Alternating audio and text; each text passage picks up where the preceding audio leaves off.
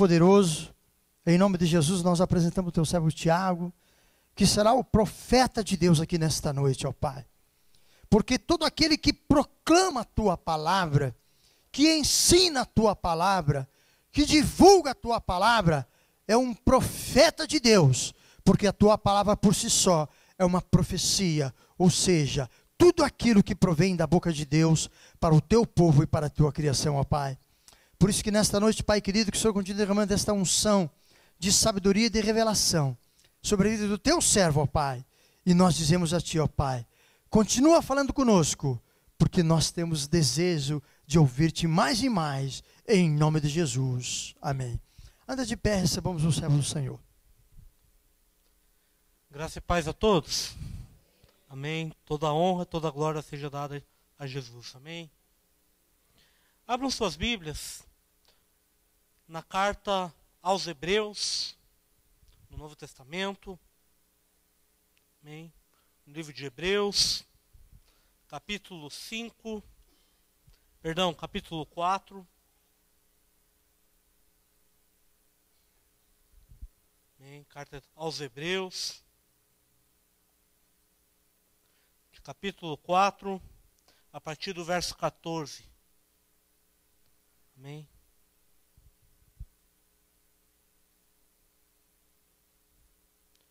Todos já acharam? Amém. Amém. Vou estar lendo então. Hebreus capítulo 4, dos versos 14 ao 16. Que diz assim: Tendo, pois, a Jesus, o Filho de Deus, como grande sumo sacerdote que penetrou os céus, conservemos firmes a nossa confissão, porque não temos sumo sacerdote que não possa compadecer-se das nossas fraquezas. Antes, foi ele tentado em todas as coisas a nossa semelhança, mas sem pecado. Acheguemo-nos, portanto, confiadamente junto ao trono da graça, a fim de recebermos misericórdia e acharmos graça para socorro em ocasião oportuna. Em seguida, eu estou lendo o capítulo 5, dos versos 7 a 10. Diz assim: Ele, Jesus, no versículo 7, nos dias da sua carne, tendo oferecido com forte clamor e lágrimas, orações e súplicas, a quem o podia livrar da morte, e tendo sido ouvido por causa da sua piedade, embora sendo filho, aprendeu a obediência pelas coisas que sofreu, e tendo sido aperfeiçoado, tornou-se o autor da salvação eterna para todos os que lhe obedecem, tendo sido nomeado por Deus sumo sacerdote, seguindo a ordem de Melquisedeque. Guarde esse texto, agora vamos para o capítulo 12. Capítulo 12, dos versículos 1 ao 3. Amém? Hebreus 12, versículo 1 a 3. Que diz assim: Portanto, também nós, visto que temos a rodear tão grande nuvem de testemunha, desembaraçando-nos de todo o peso e de todo o pecado que tenazmente nos assedia, corramos com perseverança a carreira que nos está proposta, olhando firmemente para o autor e consumador da fé, Jesus, o qual, em troca da alegria que lhe estava proposta, suportou a cruz, não fazendo caso de ignomia, e está assentado à destra do trono de Deus. Considerai, pois, atentamente aquele que suportou tamanha oposição dos pecadores contra si mesmo, para que não vos fatigueis, nem desanimem-se em vossa alma. Amém? Pode sentar, queridos. Nós estamos este mês falando sobre Jesus Cristo, a porta da nossa salvação, a porta da vida eterna.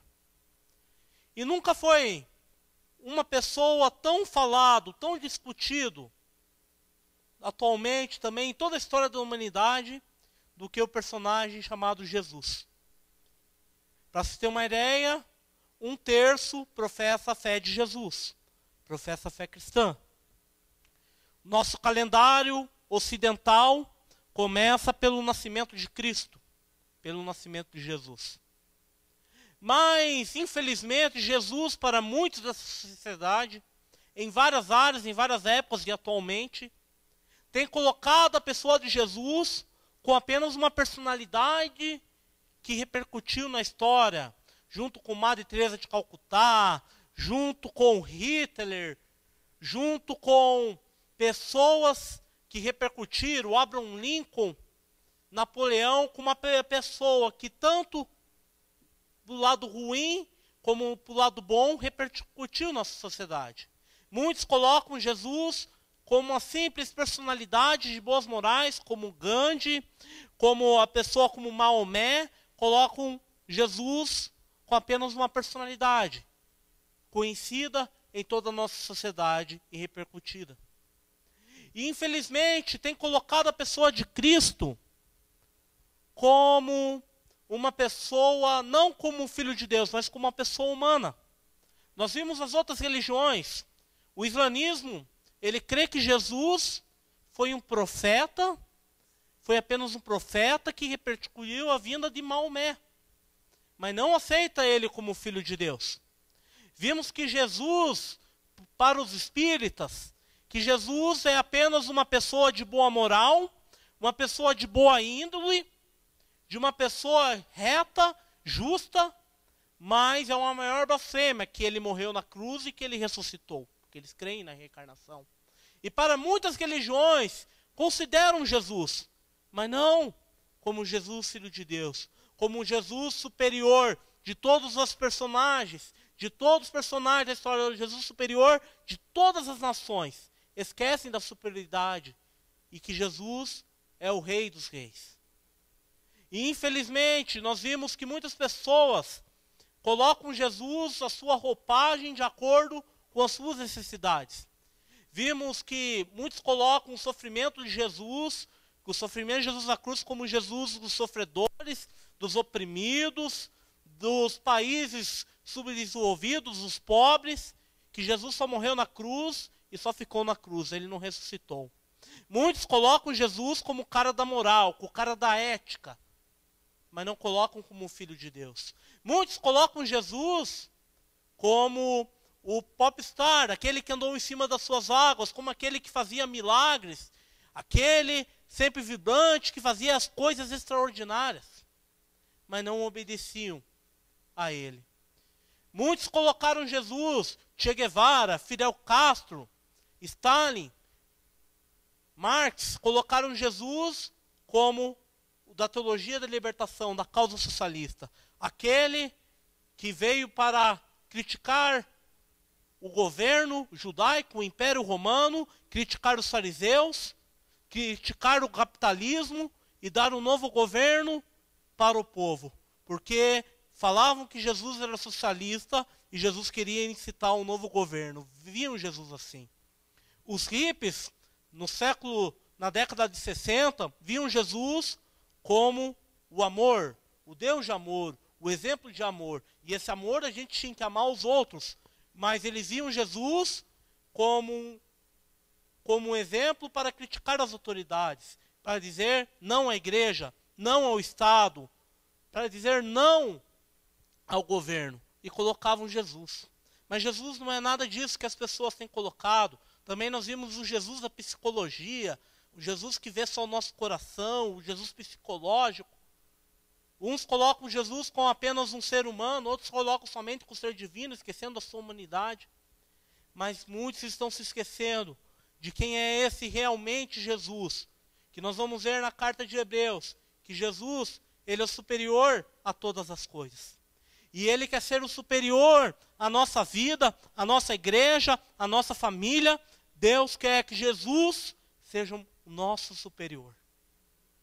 E a carta do autor dos Hebreus, os Hebreus eram uma igreja, naquele tempo lá no primeiro século de Cristo, era uma igreja, os crentes de algumas regiões, eram crentes judeus convertidos ao cristianismo, e muitos deles estavam desanimados na fé, muitos deles estavam sendo perseguidos, e muitos deles também estavam querendo voltar para o judaísmo, não ser mais cristãos.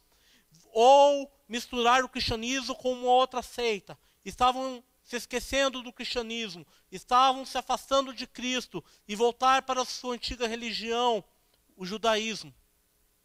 E o autor de Hebreus, que é desconhecido, ele escreve a carta para os irmãos, para aquele povo, exortando e mostrando nas Escrituras, no Antigo Testamento, que esse Deus do cristianismo, esse Jesus do cristianismo, era um Jesus vivo, era um Jesus que morreu, mas ressuscitou, e que ele era superior a toda a religião judaica, era superior a em toda a terra, em todos os céus, em toda a terra, ele era superior. E que Jesus, eles tinham que se firmar em Jesus, eles tinham que se fortalecer na pessoa de Jesus.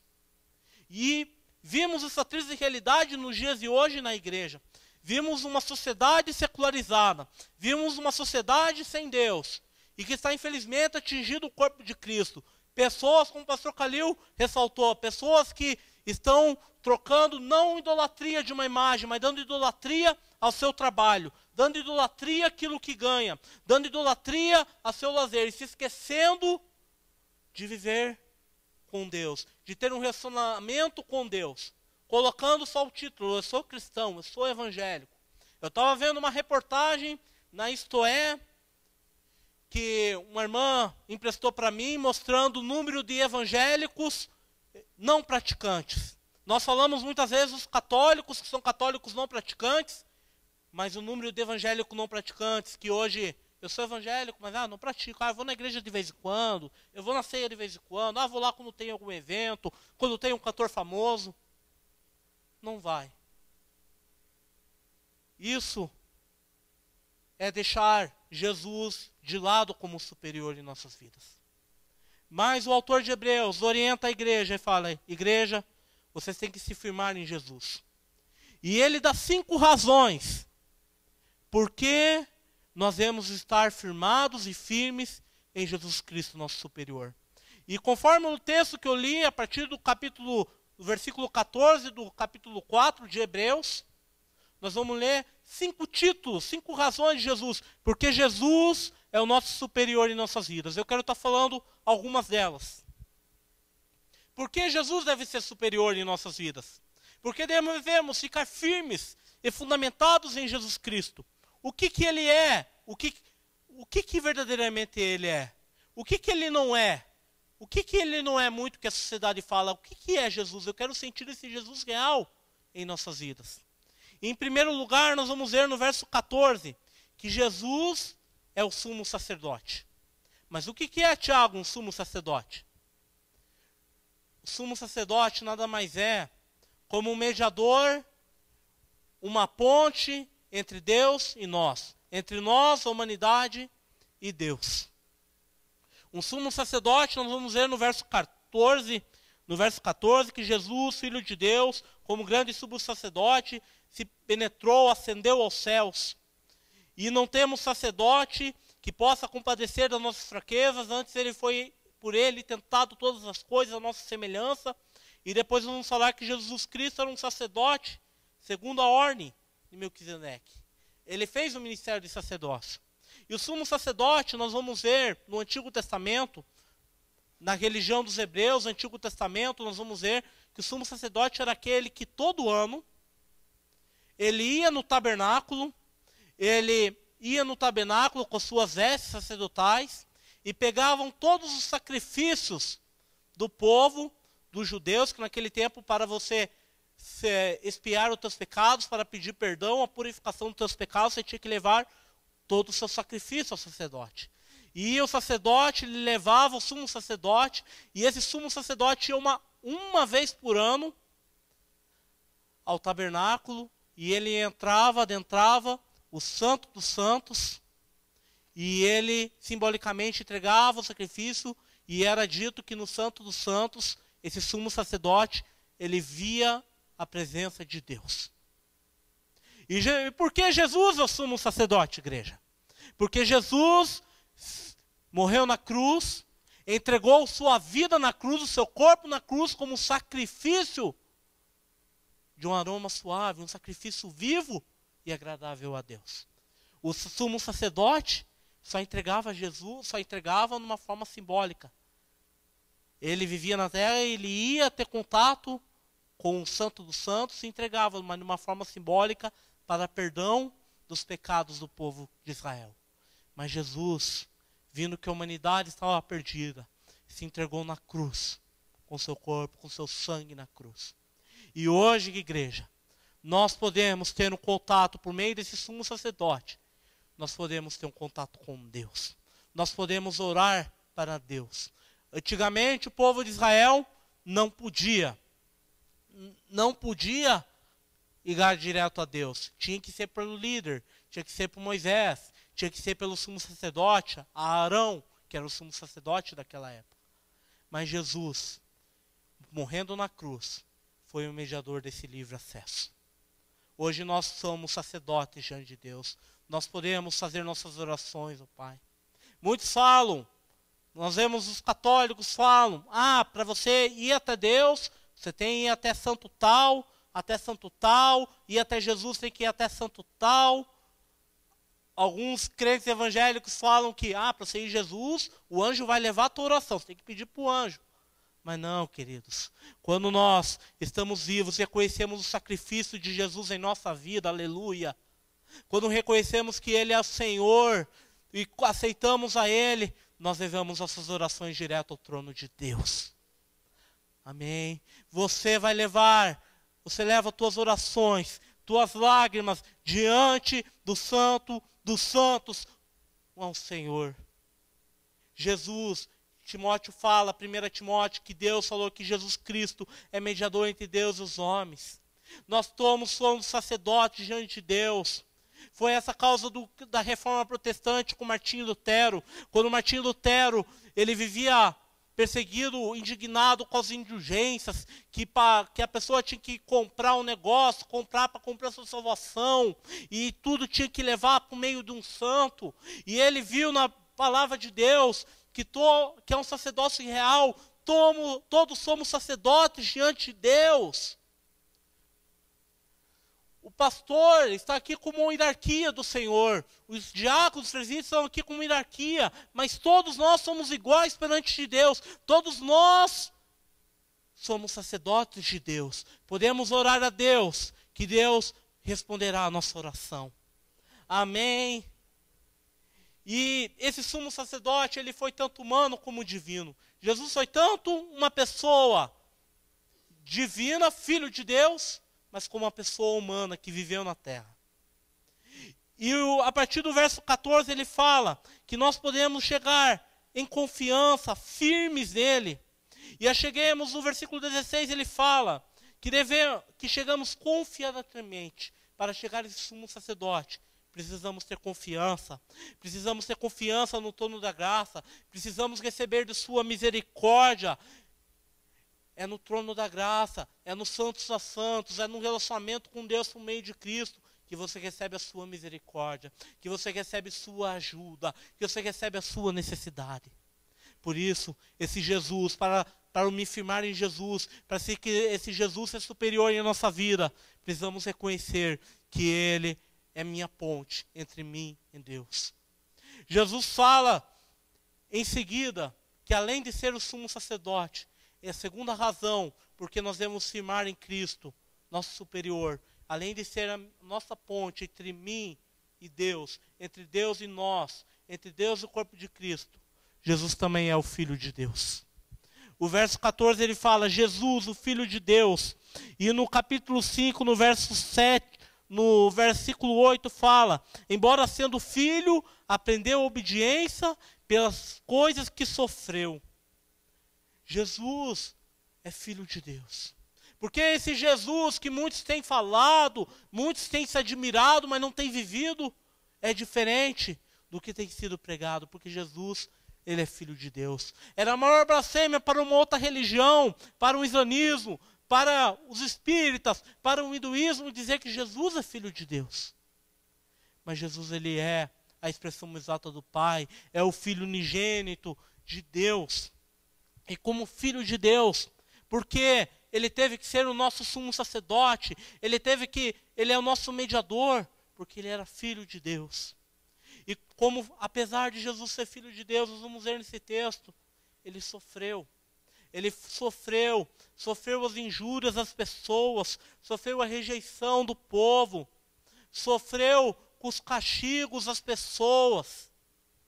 Mas por mais que ele foi um servo sofredor, ele aprendeu a obedecer. Igreja, precisamos obedecer a Deus. Jesus foi obediente a Deus. Como sumo sacerdote, ele foi no verso 15 do capítulo 4 de Hebreus, ele vai falar que ele foi tentado muitas vezes, mas sem pecado.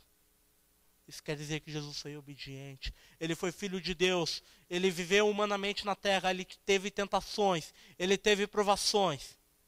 Mas ele não pecou de forma alguma. E como filho de Deus, ele aprendeu a obedecer. E nós precisamos aprender a obedecer. Jesus foi obediente. Obediente à morte de cruz. Obediente à sua vontade. E nós devemos seguir a sua vontade. Ser obediente.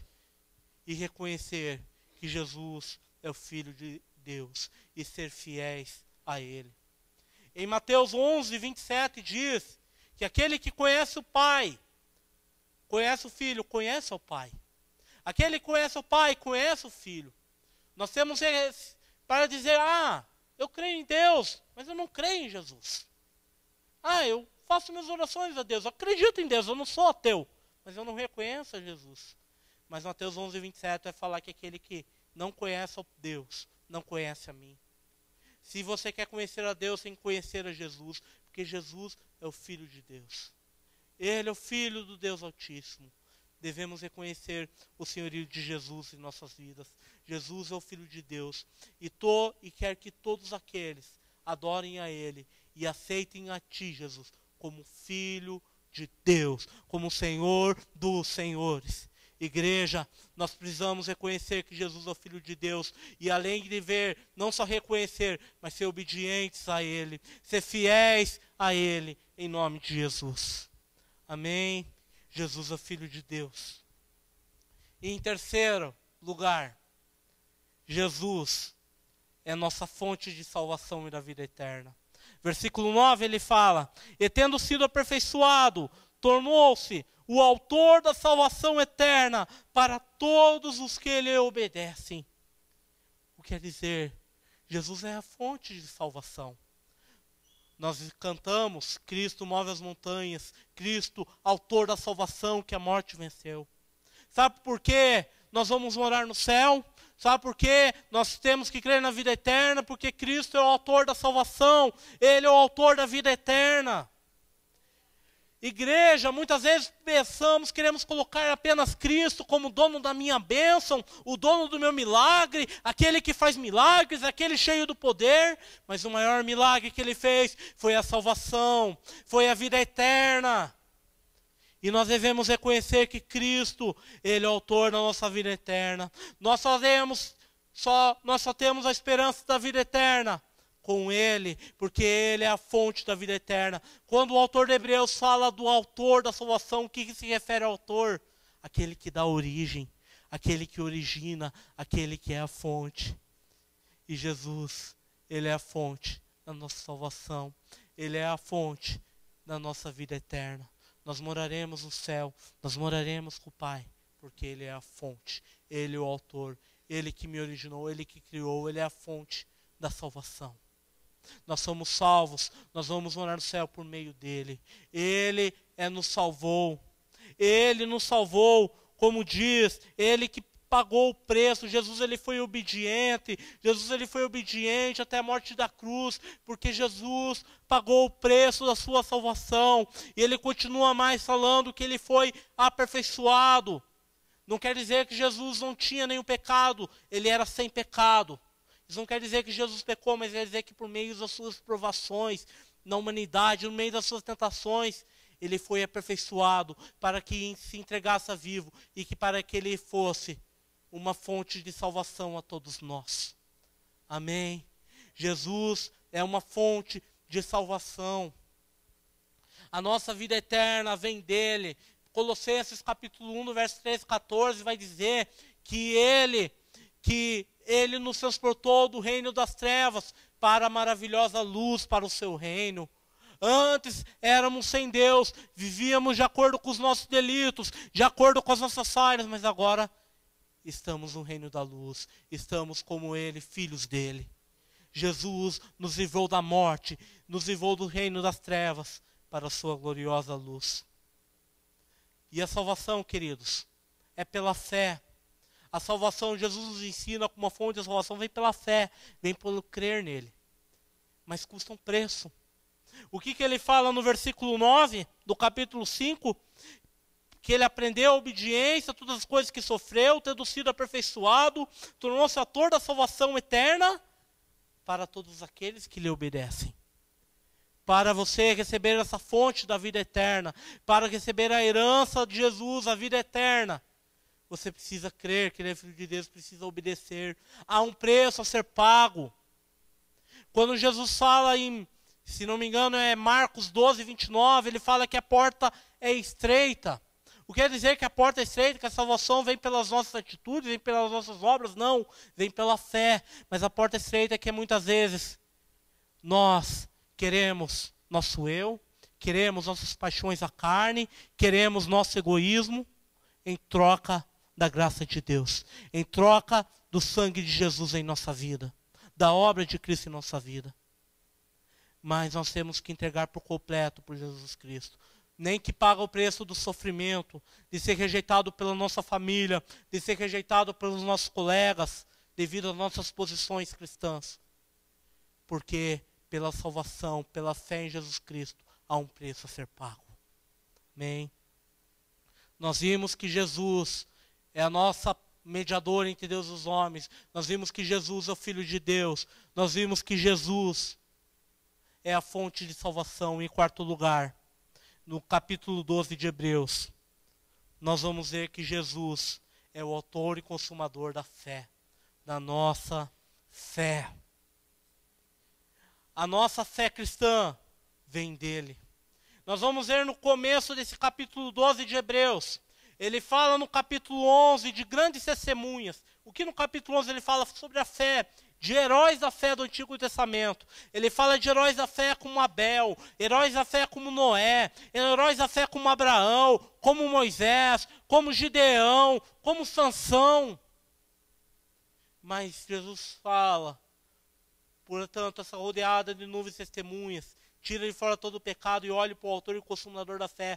E o que ele quer dizer? Esse exemplo das pessoas foi um exemplo de fé, mas o autor da fé cristã, essas pessoas do Antigo Testamento estavam olhando a Jesus, o autor e consumador da fé. E esse Jesus é superior a todos os personagens do Antigo Testamento. Ele é o autor e consumador da nossa fé. Por que vamos à igreja? Porque cremos em Deus, porque cremos em Jesus Cristo, porque cremos na vida, na salvação, porque cremos no Espírito Santo, porque cremos na oração, porque cremos nos dons espirituais, pela nossa fé em Jesus Cristo, porque Jesus é o autor da nossa fé. Quando ele fala no capítulo 4, no verso 16, ele fala, confiando em mente, se apegue, o verso 14, perdão, se apegue à fé em que professamos. Essa fé que professamos vem de Jesus. Essa fé é causa dele. E, queridos, temos que crescer na fé em Cristo Jesus. Essa fé, ela tem que ser aperfeiçoada. Essa fé, como Jesus é o maior exemplo da história. Ele é o principal fundamento e ele que aperfeiçoa a nossa fé. Ele é o autor da nossa fé. Ele é o autor da fé cristã. E ele quer nos aperfeiçoar. Consumador da nossa fé quer dizer que ele é aperfeiçoador, ele nos amadurece. Temos que nos amadurecer na fé cristã. Não temos que ser como meninos, criancinhas, em qualquer evento de doutrina espalhados, crianças só no leitinho. No capítulo 5 ele vai falar, mas crentes amadurecidos, aperfeiçoados pela fé em Jesus Cristo. Quando em Filipenses capítulo 2, no capítulo 2, no verso 12, ele vai falar que Jesus se humilhou de tal maneira para ser exaltado no céu, a fim de que todo nome usado confesse que toda língua que Jesus Cristo é o Senhor. Ele vai falar por isso, desenvolvei vossa salvação Nós, queridos, nós não devemos crer que a nossa salvação, eu tenho Jesus, eu sou salvo em Cristo, eu tenho fé em Jesus, eu já creio na vida eterna. Mas a nossa salvação, ela precisa ser desenvolvida. Ela é de glória em glória, é de degrau em degrau. Nós precisamos crescer na nossa salvação, precisamos crescer a cada dia rompendo em fé, cada dia crendo, cada dia andando no degrau com o Senhor. Nós precisamos crer, nós precisamos ter essa fé a cada dia, rompendo nela, perseverar na nossa fé, perseverar naquilo que o Senhor nos deu, perseverar na fé cristã, ficar firme no Senhor, ficar firme nos seus caminhos, ficar firme no seu chamado que Ele te deu, ficar firme no corpo de Cristo, na sua igreja local. Devemos perseverar. E em último lugar, Jesus Cristo, além de ser o sumo sacerdote e mediador entre mim e Deus, além de ser o Filho de Deus, além de ser minha fonte da minha salvação, além de ser o autor e consumador da minha fé, Jesus Cristo é o meu alvo. No versículo 2 do capítulo 12 ele vai falar: olhando firmemente para o autor e consumador da fé, Jesus. Jesus, eu tenho que estar com meus olhos fixos em Jesus. Eu tenho que estar com a minha fé firme em Jesus. O meu alvo principal é Cristo. Colossenses capítulo 1, versículo 15 e 20, ele vai falar que Jesus é o centro de todas as coisas. Jesus é a primazia. Todas as coisas subsistem nele. Ele é o cabeça da igreja. Ele é o criador. Ele é o cabeça da criação.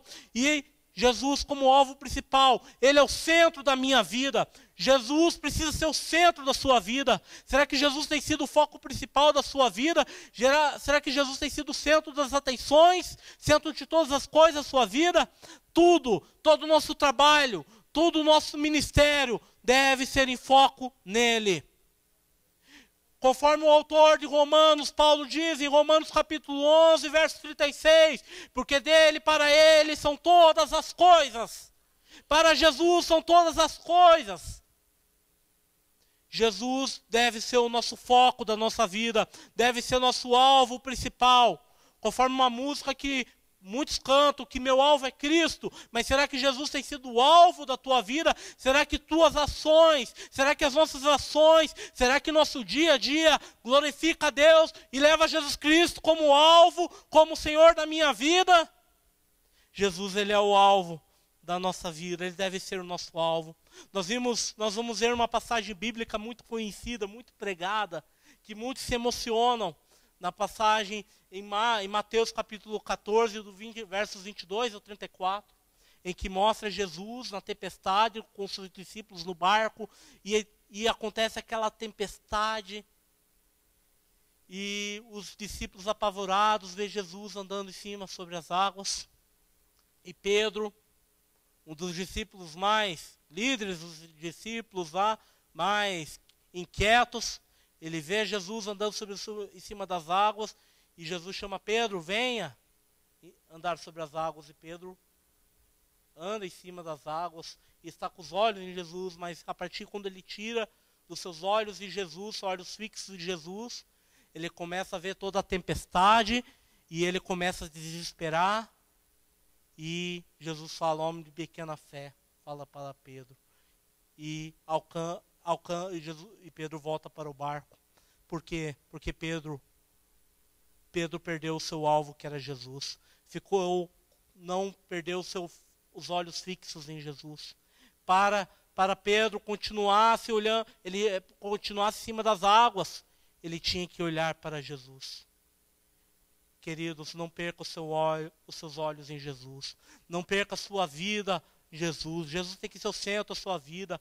Olhe firmemente. Em algumas versões, o verso 2, capítulo 12 de Hebreus, fala que nós temos que estar fitando os olhos, com os olhos fixos. Será que você consegue ver Jesus diante das circunstâncias, Jesus diante dos problemas, diante das lutas? Nós devemos olhar Jesus em todo momento. Amém, queridos? Para concluir, eu quero concluir com uma simples ilustração que foi contada na minha formatura pelo Paraninfo. Existia um homem muito simples do campo chamado José.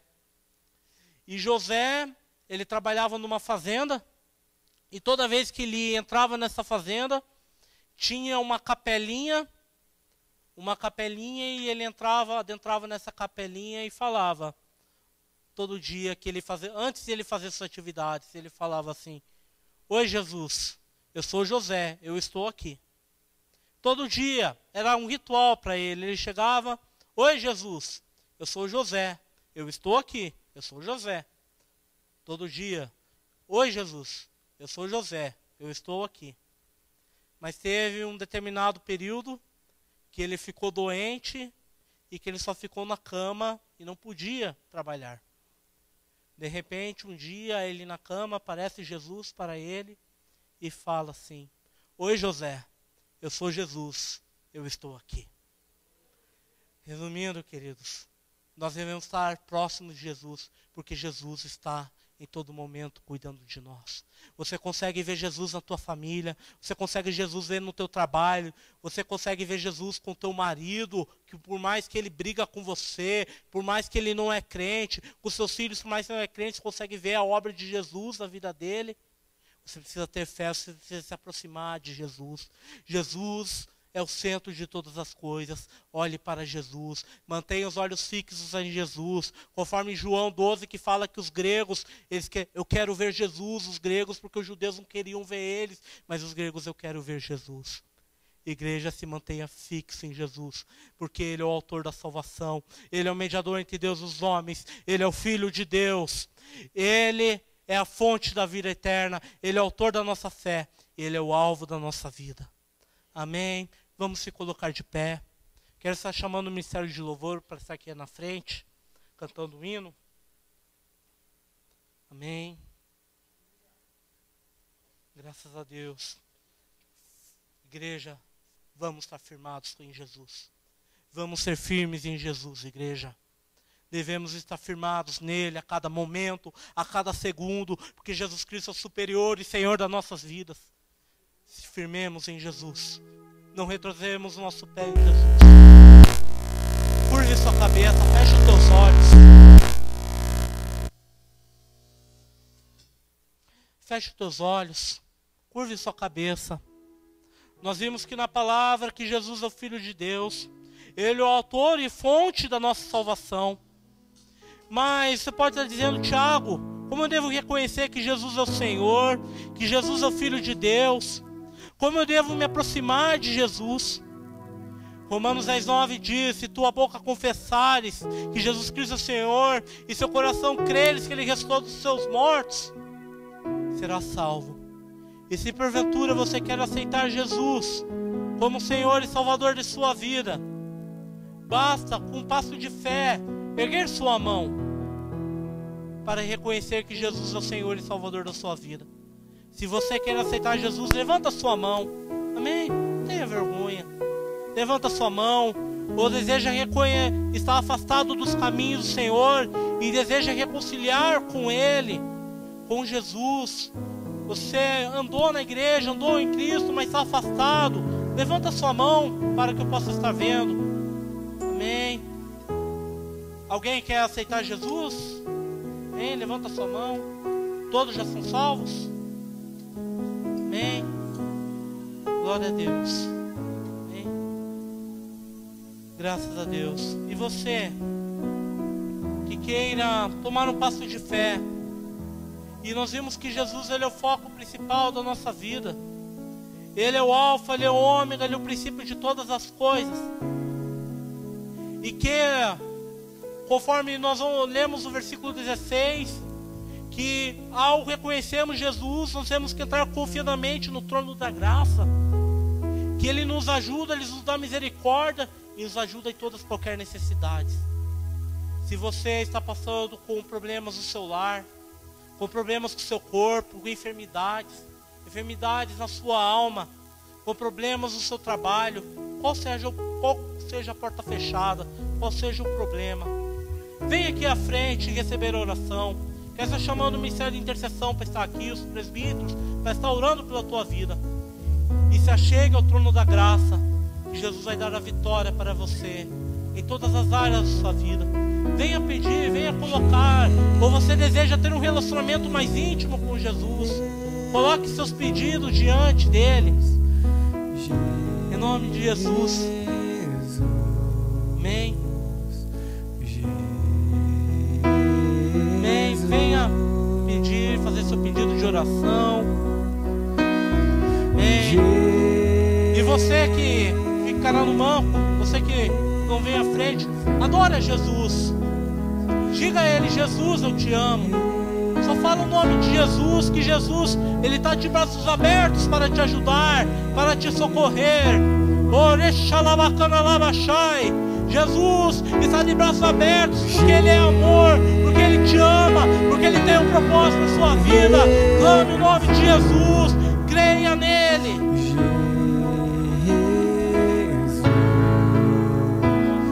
Ministério de intercessão pode estar orando. Vamos estar orando e clame o nome de Jesus.